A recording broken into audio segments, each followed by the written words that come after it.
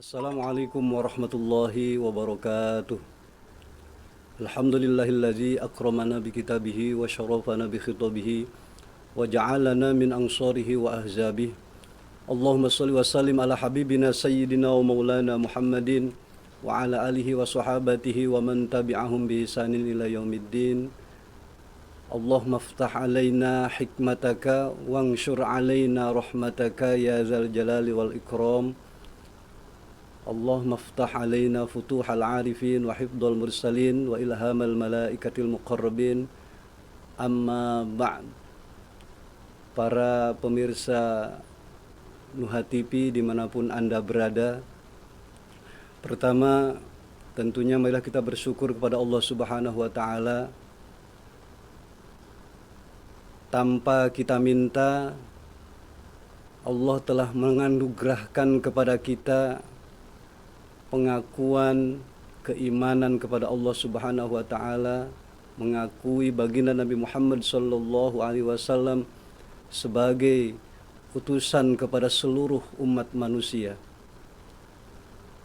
Salawat serta salam semoga senantiasa selalu tercurahkan kepada Sayyidul Wujud, baginda Nabi Muhammad sallallahu alaihi wasallam, yang merupakan asraful khalqi, makhluk yang paling mulia. Tidak ada makhluk yang paling mulia dibanding baginda Nabi Muhammad sallallahu alaihi wasallam.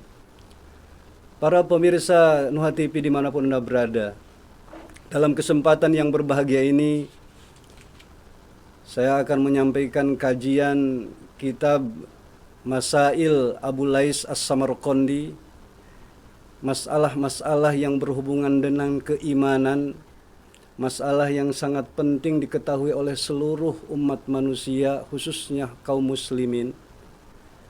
Karena tanpa kajian kitab yang berhubungan dengan ilmu tauhid, dengan ilmu tentang mengenal Allah, maka niscaya seseorang tidak akan mendapatkan kebahagiaan di dunia dan di akhirat.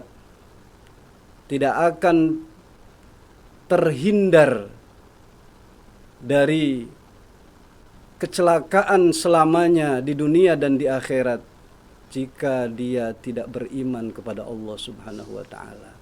Maka itu penting sekali bagi kita untuk mengetahui, untuk mengenal apa itu iman, apa itu tauhid.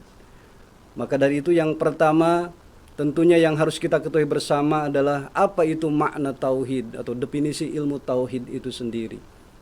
Yang kedua, maksud tujuan ilmu tauhid itu untuk apa? Ini penting sekali untuk diketahui. Selanjutnya, seperti apa masalah-masalah yang ada dalam keimanan seseorang terhadap Allah Subhanahu wa Ta'ala. Baik, yang pertama akan kita bahas adalah tentang definisi ilmu tauhid. Tauhid paling tidak ada 3 definisi yang dikemukakan oleh para ulama ahli kalam dan ulama ahli tasawuf. Yang pertama, wahaddut tauhid inda ulama il kalam ifradul ma'bud bil ibadah ma'atiqadihi wahdaniyatihi zatan wa sifatan wa af'alan. Tauhid menurut ulama ahli kalam, menurut ulama ahli tauhid adalah ifradul ma'bud bil ibadah, hanya menyembah Allah dalam beribadah. Jadi, hanya menyembah Allah, tidak ada yang lain. Sembari meyakini keesaan Allah dalam segi zatnya, sifat-sifatnya, dan perbuatannya. Jadi ini definisi tauhid menurut ulama ahli kalam. Jadi hanya menyembah Allah dalam beribadah. Jadi tidak ada maksud lain ketika kita beribadah, contohnya misalkan sholat, puasa, zakat, dan seterusnya. Ini hanya dalam rangka menyembah kepada Allah, bukan untuk menyembah selain Allah. Itu namanya tauhid. Tapi dalam hati harus meyakini, meneguhkan dengan hati bahwa Allah Maha Tunggal dalam segi zatnya, sifatnya maupun perbuatannya. Itu yang pertama.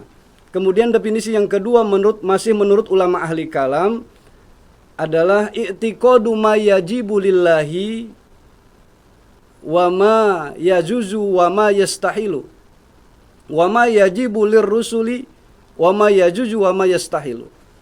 I'tiqadu ma yajibu lillah, meyakini sifat-sifat yang wajib bagi Allah. Itu tauhid menurut ulama ahli kalam yang lain. Jadi cukup meyakini sifat-sifat yang wajib bagi Allah. Wa ma yastahilu, sifat yang mustahil bagi Allah, yang tidak mungkin ada pada zat Allah. Wa ma yajuzu, dan sifat yang jaiz, yang boleh ada dan boleh tidak ada pada zat Allah. Wa ma yajibu lirrusul, dan sifat yang wajib bagi para rasul. Wa ma yastahilu wa ma yajuzu, dan sifat yang mustahil bagi para rasul serta sifat yang jaiz bagi para rasul. Ini definisi yang kedua. Definisi yang ketiga adalah definisi yang dikemukakan oleh ulama ahli tasawuf, yaitu alla yara illallah wa huwa alla yara illallah. Jadi definisi tauhid menurut ulama ahli tasawuf adalah alla yara illallah, tidak melihat kecuali Allah. Alla yara illallah, tidak melihat kecuali Allah. Nah, dari sini kita pahami alla yara illallah, Allah itu adalah zat yang maha gaib. Maka yara yang artinya secara bahasa artinya melihat, karena Allah itu maha gaib, maka yara diartikan meyakini, bukan lagi melihat. Karena kalau melihat ini dengan mata, tapi kalau meyakini dengan hati, dengan batin.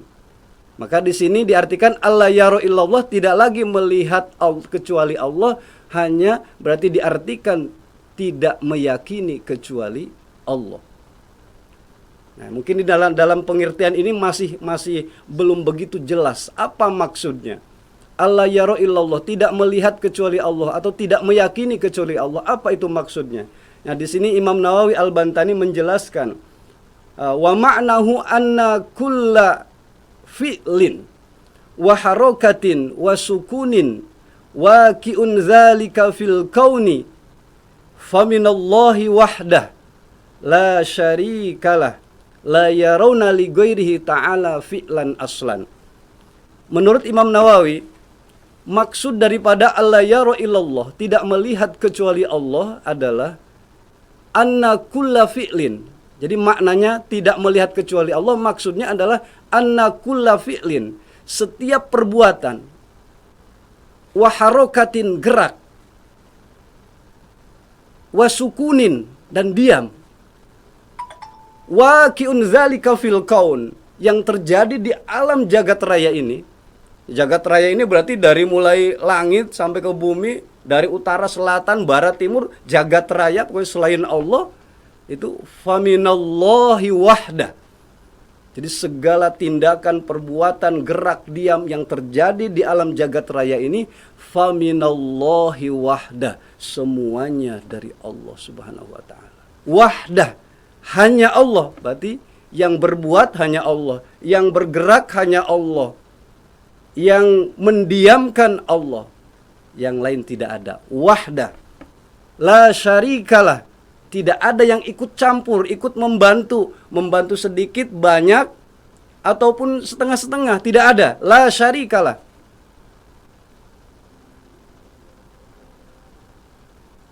Apalagi mengklaim, membantu saja tidak, apalagi saya melakukannya sendiri, tidak. Ini. Jadi anna kulla fi'lin wa harakatin wa sukunin waqi'un dzalika fil kaun faminallahi wahdah la syarikalah. La yarawna, orang-orang ahli tasawuf meyakini la yarawna li ghairihi ta'ala, selain Allah tidak memiliki perbuatan apapun. La yarawna li ghairihi ta'ala fi'lan aslan. Nah, ini definisi tauhid menurut ulama ahli tasawuf. Jadi definisi tauhid menurut ulama tasawuf, saya tegaskan lagi, tidak melihat kecuali Allah. Misalkan begini, ketika kita mungkin mata lahir kita melihat ada semut bergerak di dinding, mata lahir kita melihat yang bergerak adalah semut. Tetapi kalau kita kaitkan dengan definisi menurut ulama ahli tasawuf, kalau kita sudah mengenal Allah, maka kita akan muncul dalam hati kita meyakini yang menggerakkan semut di dinding adalah Allah. Bukan lagi semut yang bergerak, tapi Allah yang menggerakkan semut. Contoh lain, ada tukang nanas, tukang penjual nanas mengupas nanas. Kita lewat di pinggir jalan melihat penjual nanas sedang mengupas nanas. Maka kalau orang yang belum mengenal Allah, belum mengetahui tauhid menurut ulama ahli tasawuf, alla yara illallah, akan melihat, akan muncul itu yang mengupas nanas itu adalah penjual nanas. Tetapi kalau orang ahli tasawuf mengatakan yang mengupas nanas adalah Allah. Karena tadi dikatakan definisi tauhid menurut ulama ahli tasawuf adalah alla yara illallah, tidak melihat kecuali Allah. Maksudnya setiap perbuatan, setiap gerak, diam yang terjadi di alam jagat raya ini, faminallahi wahdah la syarikalah, la yaruna li ghairihi ta'ala fi'lan aslan. Inilah definisi-definisi tauhid menurut ulama ahli kalam, menurut ulama ahli tasawuf yang dikutip oleh Imam Nawawi Al-Bantani dalam kitab Qatrul Ghais. Baik, yang selanjutnya adalah maksud daripada kita mempelajari ilmu tauhid. Jadi kalau kita mengkaji sesuatu tentunya ada maksud, ada tujuannya. Apa tujuannya? Tujuan untuk ketika seseorang belajar ilmu tauhid, maka ada harapan. Ini saya kutipkan menurut pendapat Imam Al-Ghazali dalam kitab Al-Iqtisad fil I'tiqad. Beliau mengatakan wa maksudu hadzal ilmi iqamatul burhani ala wujudir rabbi ta'ala wa sifatihi wa af'alihi wa sidqir rusuli. Jadi maksud daripada mempelajari ilmu tauhid adalah untuk menyuguhkan fakta, menyuguhkan dalil, menyuguhkan fakta akan wujudnya Tuhan, akan wujudnya Allah Ta'ala, wa sifatihi, dan sifat-sifatnya, wa af'alihi, dan perbuatan-perbuatannya, wa sidqir rusuli, dan membenarkan para rasul. Ini sebenarnya tujuan daripada kita mempelajari ilmu tauhid. Jadi kita akan mengetahui fakta, dalil yang menunjukkan wujudnya Allah sebagai Tuhan, wujudnya sifat-sifatnya Allah, perbuatan-perbuatannya, dan sekaligus kita akan mengetahui kebenaran para rasul yang diutus oleh Allah. Ini maksud daripada kita mempelajari ilmu tauhid. Jadi kita akan disuguhi fakta bagaimana wujudnya Allah Subhanahu wa taala. Ini paling tidak kita sudah tahu tentang definisi ilmu tauhid. Yang kedua, maksud ilmu tauhid, ya. Tadi saya katakan, saya tegaskan bahwa silakan kita mau memilih definisi yang mana. Kalau definisi menurut ulama ahli kalam, ifradul ma'bud bil ibadah ma'tiqadi wahdaniyatihi zatan wa sifatan wa af'alan.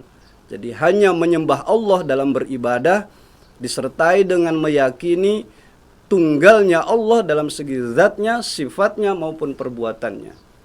Jika kita mau mengikuti pendapat ulama ahli tasawuf, di mana memang ulama ahli tasawuf itu mempunyai target, yaitu ketika mendefinisikan ilmu tauhid seperti ini, targetnya adalah tajridul qalbi lillah. Tajridul qalbi lillah, mengosongkan hati hanya untuk Allah. Artinya apa? Mengosongkan hati hanya untuk Allah, artinya dalam hati kita hanya ada Allah. Artinya hanya mengagungkan Allah. Tidak boleh ada di dalam hati kita selain Allah. Jadi itu, karena targetnya yang dipatok oleh ulama ahli tasawuf itu begitu tinggi, yaitu tajridul qalbi lillah. Jadi mengosongkan hati hanya untuk Allah, maka definisinya pun sangat jauh berbeda dengan definisi ulama ahli kalam yang hanya cukup meyakini. Ya, yang hanya cukup meyakini. Tetapi definisi menurut ulama ahli tasawuf, alla yara illallah, tidak melihat kecuali Allah. Jadi yang kelihatan oleh kita yang ada adalah perbuatan Allah. Ada yang kelihatan gerak oleh kita, organ tubuh kita bergerak, yang ada adalah yang menggerakkan Allah. Kalau kita diam, misalkan tadi saya kan ketika ini berbicara di sini kan ada diam, ada berbicara, ada diam, ada berbicara. Itu kalau menurut ulama ahli tasawuf, ini yang membicarakan adalah Allah. Kemudian tadi saya diam, yang mendiamkan adalah Allah itu. Jadi kita akan mengisi hati kita selalu sambung dengan Allah, mengingat Allah. Jadi nanti sampai akhirnya pada satu tahap yang namanya tajridul qalbi lillah, mengosongkan hati hanya untuk Allah. Artinya kita hanya mengagungkan Allah. Mengagungkan Allah menurut pendapat Imam Al-Harawi dalam kitab Manajilus Sairin, beliau mengatakan ta'zimullah wa alla yaj'ala dunahu sababan, tidak menjadikan selain Allah itu sabab. Contohnya misalkan kita makan, habis makan kenyang, berarti sebabnya kenyang adalah makan. Kalau orang Islam sudah mengagungkan Allah, maka bukan makan yang menyebabkan kita kenyang, tetapi yang mengenyangkan adalah Allah. Allah yaj'ala dunahu sababan, tidak menjadikan selain Allah sabab. Demikian. Jadi makna mengagungkan itu seperti itu. Artinya nanti kalau kita sudah terus muncul dalam hati kita ketika melihat orang yang bergerak, orang yang berbuat apa saja perbuatannya, maka dalam hati kita kok muncul itu yang berbuat Allah, yang menggerakkan Allah, yang mendiamkan Allah, maka kita sudah mengagungkan Allah. Ini ibadah yang sangat luar biasa bagi kita. Wiridan kita akan terus sambung dengan Allah, tidak pernah sampai kita dihitung, tapi akan terus kita sambung dengan Allah, luar biasa. Jadi ini definisi, kita bisa memilih. Nah, sejauh mana sekarang apa yang sudah kita miliki, definisi ilmu tauhid menurut ulama ahli kalam atau definisi tauhid menurut ulama ahli tasawuf. Tentunya mungkin kalau definisi menurut ulama ahli tasawuf kita masih belum. Ya.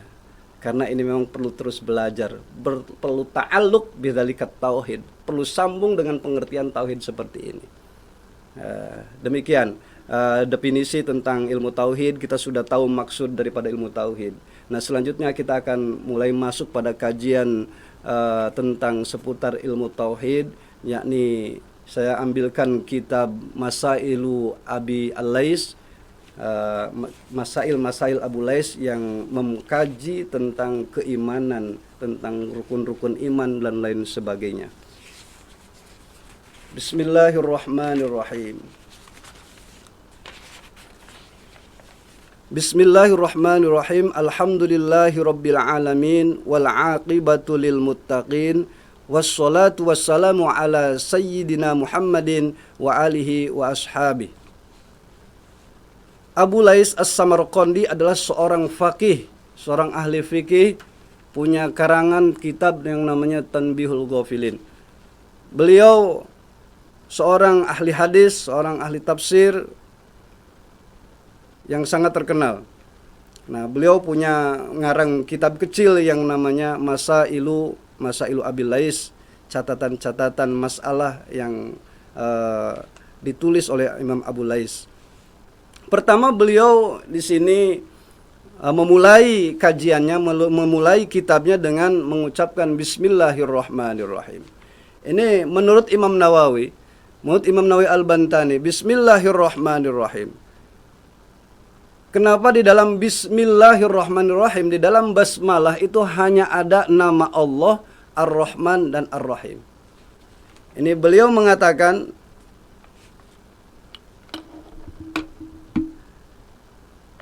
Wa takhsisu tasmiyah bihadhil asma. Jadi Imam Nawawi Al-Bantani mengatakan kenapa basmalah itu hanya tertentu dengan nama-nama ini dan nama-nama yang tiga ini, Allah, Ar-Rahman, Ar-Rahim. Beliau mengatakan liya'lama al-arifu annal mustahaqqo ayyusta'ana ala jami'il umur wa huwa al-ma'budu al-haqiqiyu mu'tin ni'am kulliha jaliliha wa haqiriha. Agar orang yang mengenal Allah, ya, liya'lama al-arifu. Jadi kenapa ini basmalah itu isinya hanya Allah, Ar-Rahman, Ar-Rahim. Liya'lama al-arifu, agar orang yang arif, orang yang mengenal Allah, mengetahui di sini karena di sini perbuatan hati, maka meyakini. Ya, karena perbuatan hati dia hanya sekedar tahu. Meyakini annal mustahaqqo, bahwa yang patut dimintai pertolongan ayyusta'ana, ya, yang patut dimintai pertolongan ala jami'il umuri, dalam menjalankan semua urusan, dimintai pertolongan untuk mewujudkan semua urusan. Jadi zat yang patut dimintai pertolongan dalam mewujudkan segala macam urusan, huwallah, ya, huwal al-ma'budu al-haqiqiyu, yaitu zat yang disembah sesungguhnya, secara sesungguhnya. Yaitu. Jadi ini biar kita semua ngerti. Jadi ketika ada orang baca basmalah bismillahirrahmanirrahim, artinya orang yang arif, orang yang mengenal Allah akan memahami, akan meyakini bahwa zat yang patut dimintai pertolongan itu hanya Allah, hanya zat yang disembah dengan sesungguhnya. Karena ada sebagian yang memang menyembah tetapi bukan zat yang sesungguhnya disembah. Gitu ya. Jadi ini makna kenapa hanya tiga nama Allah. Yang pertama Ar-Rahman, yang pertama adalah Allah, yang kedua Ar-Rahman, yang ketiga adalah Ar-Rahim. Kemudian kenapa mengawali menulis kitabnya dengan basmalah? Tentunya ini mengikuti sabda baginda Nabi Muhammad SAW. Dalam sebuah riwayat dikatakan kullu amrin dzibalin la yubtada bil basmalah, wa fi riwayatan bil hamdalah, wa fi riwayatin bi ayyi dzikrin fahuwa abtaru, wa fi riwayatin fahuwa aqta'u ay qalilul barakah. Jadi dalam sebuah hadis baginda Nabi Muhammad SAW mengatakan kullu amrin dzibalin, setiap perkara yang mempunyai nilai kebaikan, ada pahalanya, paling tidak mubah gitu. Ya, paling tidak perkara yang mubah. Kalau yang makruh sampai yang haram ya tidak pakai basmalah gitu ya. Jadi setiap perkara yang mempunyai nilai kebaikan, artinya mempunyai nilai pahala, paling tidak perkara mubah. La yubtada, yang tidak dimulai, tidak diawali bil basmalah. Dalam satu riwayat lain bil hamdalah, dalam riwayat lain bi ayyi zikrin, dengan zikir apa saja, fahuwa abtaru ay wa fi riwayatin fahuwa aqta'u ay qalilul barakah, sedikit berkahnya. Jadi kalau makan misalkan tidak diawali dengan basmalah, kira-kira enggak kenyang-kenyang gitu kan. Ya, tahu-tahu jadi penyakit gitu kan kalau enggak kenyang-kenyang gitu kan. Kalau kapasitasnya orang kan kalau makan paling satu piring sudah penuh. Ini karena ada yang ikut bantu jadi 2 piring 3 piring nggak habis-habis gitu kan. Itu jadi qalilul barokah. Ya, itu contohnya. Jadi ini kenapa beliau memilih basmalah. Tetapi beliau tidak hanya basmalah, dilanjutkan dengan alhamdulillahi rabbil alamin. Nah, setelah membaca basmalah beliau juga tidak lupa untuk memuji Allah. Nah, mungkin penting sekali bagi kita untuk mengetahui makna alhamdulillah, alhamd. Apa itu alhamd? Secara lugawi, secara bahasa, alhamdu artinya adalah as-sana bil jamil alal jamil. ungkapan baik, ujaran kebaikan yang disampaikan kepada orang baik. Kalau bahasa Jawanya ngalem gitu kan. Jadi ungkapan baik yang ditujukan kepada orang yang baik. Itu namanya pujian. Itu secara bahasa, secara lugawi, makna bahasa. As-sana bil jamil alal jamil. Jadi ungkapan baik yang ditujukan kepada orang baik. Ya kita misalkan suka ketemu dengan orang, kamu ganteng ya gitu. Atau kepada yang cantik, cantik. Nah itu. Atau kepada anaknya yang, wah ya anak-anak soleh, anak-anak soleha, ayo ke sini, main sama ayahnya gitu. Itu biasanya kan gitu, ungkapan-ungkapan yang baik ditujukan kepada orang baik. Itu menurut bahasa. Tetapi menurut istilah, menurut syariat, alhamdu adalah fi'lun. Fi'lun yadullu ala ta'zimil mun'im, ala kaunihi mun'iman alal hamid au ghairihi. Min haitsu kaunihi mun'iman alal hamid au ghairihi. Jadi fi'lun, tindakan, ya, perbuatan yang menunjukkan arti mengagungkan zat yang memberikan nikmat. Min haitsu kaunihi mun'iman, ditinjau dari zat yang memberi itu sebagai zat yang memberikan nikmat. Baik itu memberikan nikmat kepada orang yang memujinya maupun memberikan nikmat kepada orang lain. Nah, saya kembali supaya ini agak jelas gitu ya. Jadi yang alhamd adalah secara pengertian syariat itu fi'lun, perbuatan, ya dulu, yang menunjukkan, yang membuktikan, ya, ala ta'zimil mun'im, akan keagungan, atau yang menunjukkan, ya, yang membuktikan, yang menunjukkan bukti mengagungkan zat yang maha pemberi nikmat. Min haitsu kaunihi mun'iman, ditinjau dari sisi zat yang memberikan nikmat itu sebagai mun'im, sebagai pemberi nikmat, alal hamidi, kepada orang yang memuji, au ghairihi, atau kepada selain yang memuji. Contohnya begini. Misalkan suatu hari kita sedang berjalan menuju satu tempat pekerjaan. Secara logika, ya,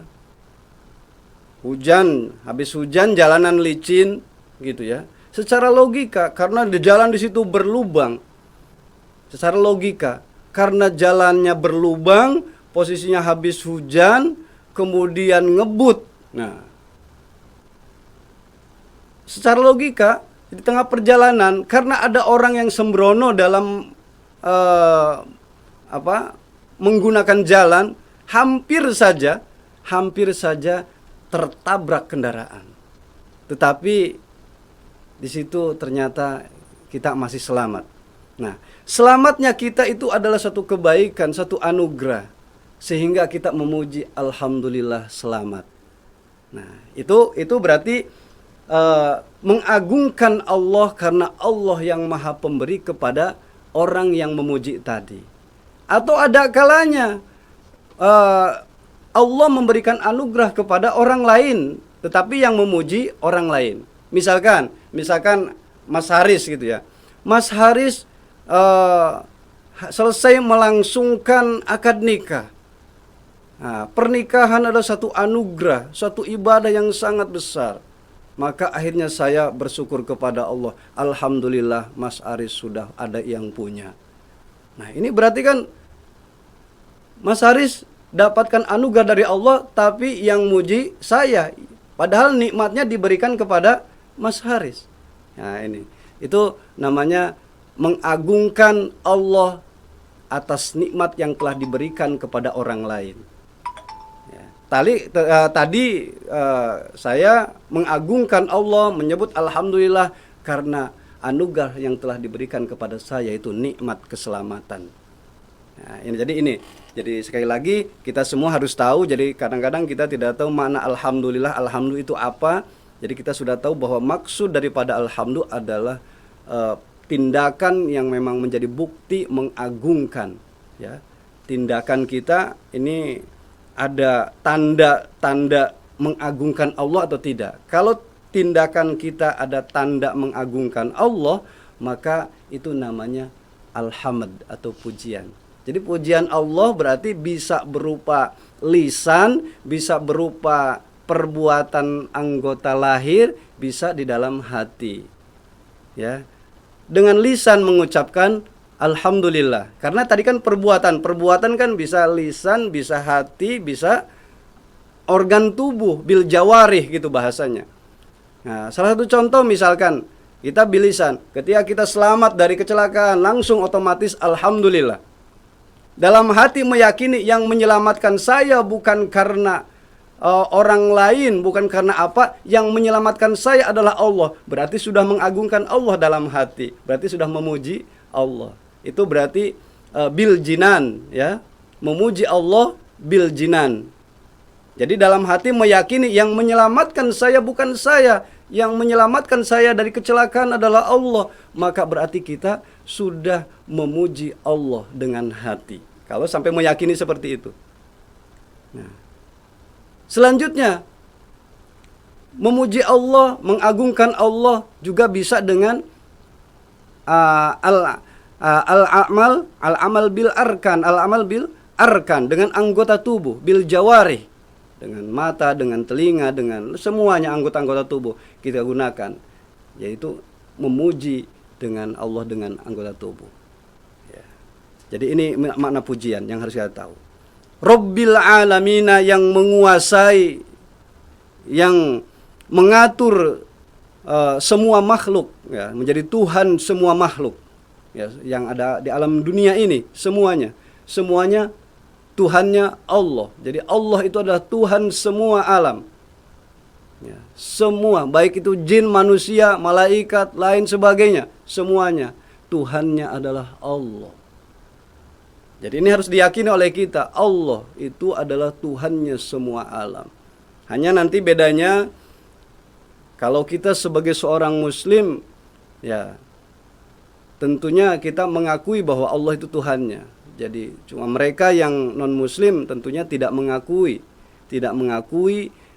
mereka Tuhannya Allah. Itu saja perbedaannya. Jadi kita umat Islam harus meyakini bahwa Tuhan di dunia ini hanya satu, yaitu Allah Subhanahu wa ta'ala. Tidak ada Tuhan yang kedua, tiga, dan seterusnya, tidak ada. Tuhan itu hanya Allah. Cuma nanti manusia ada yang mengakui, ada yang tidak, ada yang ingkar, ada yang menerima. Itu makanya nanti ada yang mukmin, situ seperti itu. Yang mukmin berarti kan orang yang menerima, ya, dengan lapang dada Allah sebagai Tuhannya. Ini. Jadi Rabbil alamin, jadi Tuhannya alam semesta ini adalah hanya Allah. Ya, gitu. Wal aqibatu lil muttaqin. Wal aqibatu lil muttaqin, akhir yang baik, tingkah laku yang baik itu hanya milik orang-orang yang bertakwa, orang-orang suci, orang-orang yang mensucikan dirinya, membersihkan dirinya dari segala perkara yang dapat membawa dirinya, yang dapat mengantarkan dirinya menerima azab Allah. Ya. Ini orang yang bertakwa. Jadi orang yang membersihkan dirinya, yang mensucikan dirinya dari azab Allah, ya, bil ma'asi dan sebagainya, itu ya. Jadi menghindari maksiat itu adalah at-taqwa. Dan sifat-sifat orang yang bertakwa ini sudah ditegaskan dalam Al-Qur'an, di dalam surah Al-Baqarah, mulai daripada ayat kedua, ketiga, keempatnya dan seterusnya itu. Jadi hudal lil muttaqin alladzina yu'minuna bil ghaibi wa yuqimunas sholata wa mimma razaqnahum yunfikun walladzina yu'minuna bima unzila ilaika wa ma unzila min qablik wa bil akhirati hum yuqinun. Ini sifat-sifatnya orang-orang yang bertakwa. Jadi kalau Anda semua mempunyai sifat-sifat seperti ini, ya, yu'minuna bil ghaib, ya, al-iman bil ghaib, kemudian kepada kitab-kitab Allah dan seterusnya, itulah orang-orang yang bertakwa. Wal aqibatu lil muttaqin. Jadi sebenarnya kebaikan itu hanya milik orang-orang yang beriman. Kalau orang yang tidak beriman menurut pendapat ini berarti akibatnya, jadi tindakannya tidak dikategorikan kebaikan. Yani al-khisal al-mahmudah, jadi tingkah laku yang baik, yang terpuji itu hanya milik orang-orang yang bertakwa, orang-orang yang beriman kepada yang gaib, kepada Al-Quran dan seterusnya. Ini sifat-sifat orang yang bertakwa. Wassalatu wassalamu ala sayyidina Muhammadin. Wassalatu wassalamu, semoga rahmat Allah yang disertai dengan mengagungkan, wassalamu dan penghormatan Allah ala sayyidina tetap tercurahkan kepada baginda panutan kita semua, baginda Nabi Muhammad sallallahu alaihi wasallam, wa alihi wa ashabihi, keluarganya berikut para sahabatnya. Saya sedikit akan mengkaji tentang solawat. Orang banyak mengatakan solawat. Apa itu solawat? Banyak orang mengerti fadilahnya solawat, tetapi tidak paham apa itu solawat. Nah, ini dalam kitab Syarah Dalailul Khairat dikatakan bahwa makna solawat adalah al-inhina wal-in'itof. Makna bahasanya, makna asalnya al-inhina. Al-inhina itu membungkukkan punggung, ya, membungkukkan punggung, membengkokkan punggung, atau bahasa Jawanya merukungkung seperti ruku.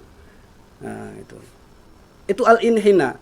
Kalau kita lihat di dunia nyata mungkin seperti orang Jepang gitu. Orang Jepang ketika ketemu orang biasanya membungkukkan badannya. Nah, jadi itu bentuk penghormatan. Jadi as-sholawat artinya adalah al-inhina, itu membungkukkan tubuh, membungkukkan badan seperti halnya ruku. Nah, wal in'itof. Makanya di sini ketika sholawat itu datangnya dari Allah, itu artinya adalah ar-rahmat al-makrunata bit-ta'zim, itu ada mengagungkan. Ya, kalau antara makna asli dengan pengertian sholawat dari Allah yaitu ar-rahmat al-makrunah bit-ta'zim, ini artinya ketika kita bersolawat kepada baginda Nabi, itu sebenarnya kita sedang menghormati, sedang mengagungkan baginda Nabi Muhammad SAW. Ini yang jarang muncul dalam diri kita. Jadi kita baca solawat tapi tidak muncul mengagungkan baginda Nabi. Itu. Jadi arti solawat itu sendiri adalah al-inhina wal-in'itof. Jadi membungkukkan tubuh. Ya. Seperti halnya orang-orang Jepang ketika bertemu, berpapasan pasti, atau keluar dari lapangan habis main apa pasti membungkukkan badan. Itu sebagai bentuk penghormatan seperti itu. Nah, ini kita kalah sama orang Jepang ini ya. Gitu. Maka ayo ketika sholawat munculkan kita bentuk mengagungkan baginda Nabi. Ya. Baginda Nabi Muhammad SAW. Wa alihi. Nah itu jadi pengertian sholawat itu seperti itu. Nah kemudian kalau sholawat nih dalam Al-Quran dikatakan innallaha malaikatahu yusholluna 'alan nabi ya ayyuhalladzina amanu shollu 'alaihi wa sallimu taslima. Di sini ada 3, ada sholawat dari Allah, ada sholawat dari malaikat, ada sholawat dari kaum mukminin, dari orang-orang beriman.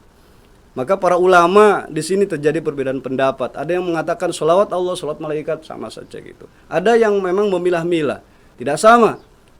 Nah, saya kutip yang ketiga bahwa sholawat berbeda-beda. Kalau sholawat dari Allah maknanya adalah ar-rahmat al-makrunata bit-ta'zim. Jadi rahmat yang dibarengi, yang disertai dengan mengagungkan. Itu sholawat yang datangnya dari Allah. Jadi innallaha malaikatahu artinya sholawat yang datangnya dari Allah artinya adalah ar-rahmat al-makrunata bit-ta'zim. Berarti misalkan ketika kita baca sholawat sallallahu ala Muhammad sama dengan Allahumma sholli ala sayyidina Muhammad sama dengan Allahumma arham sayyidina Muhammad kan gitu. Tetapi kurang beradab itu kalau seperti itu. Kalau cuma Allahumma arham sayyidina Muhammad itu. Jadi pakainya sholawat Allahumma sholli ala sayyidina Muhammad. Jadi ada berikanlah rahmat yang agung kepada baginda Nabi Muhammad SAW. Itu kalau datangnya dari Allah. Jadi Allah memberikan sholawat kepada baginda Nabi artinya Allah memberikan rahmat disertai dengan mengagungkan. Nah kalau sholawat itu datangnya dari malaikat, jadi pelakunya malaikat, maka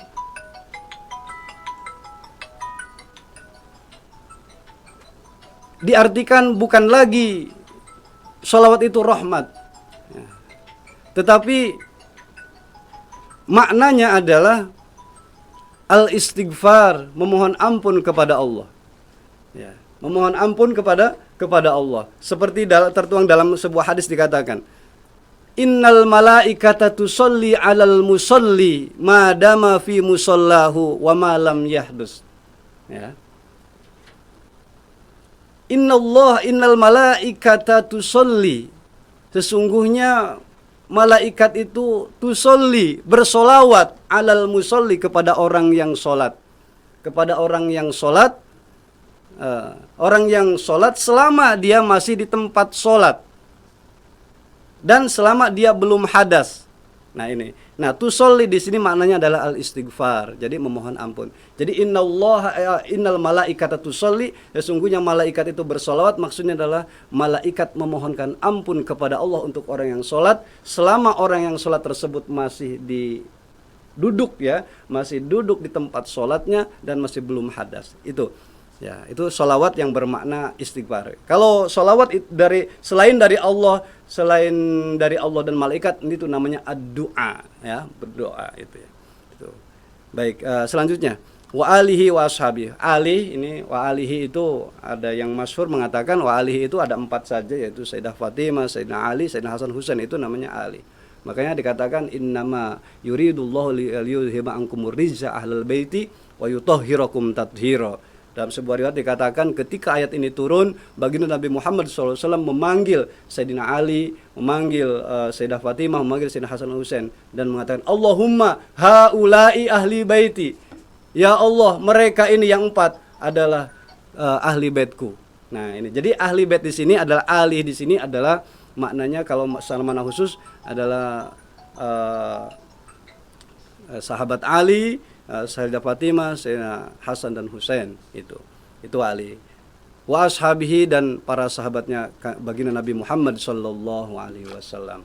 Dan para sahabatnya adalah orang-orang yang pernah berjumpa dengan baginda Nabi Muhammad sallallahu alaihi wasallam, walaupun tidak pernah meriwayatkan hadis, tapi pernah berjumpa satu kurun, satu zaman dengan baginda Nabi, itu namanya sahabat, dan beriman kepada baginda Nabi Muhammad.